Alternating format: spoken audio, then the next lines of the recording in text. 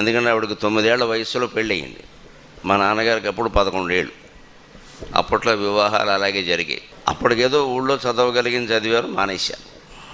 కానీ 3వ తరగతి చదివి మానేసిన ఆవిడ మాకు 8వ తరగతిలో లెక్కలు చెప్పేది. మేము 8వ తరగతి చదువుతూ ఉండగా లెక్కల్లో అనుమానాలు ఉంటే మా అమ్మగారు చెప్పేది. ఆవిడ 3వ తరగతి చదువు మానేసింది. మేము 9 మంది జన్మించాం సంతానం. వెళ్ళిన వాళ్ళు వెళ్ళగా, ఉన్నవాళ్ళు ఏదో ఉన్నాం, కానీ 9 మంది జన్మించాం. నేను 9వ వాడిని, అందరిలోకి చివరి వాడిని.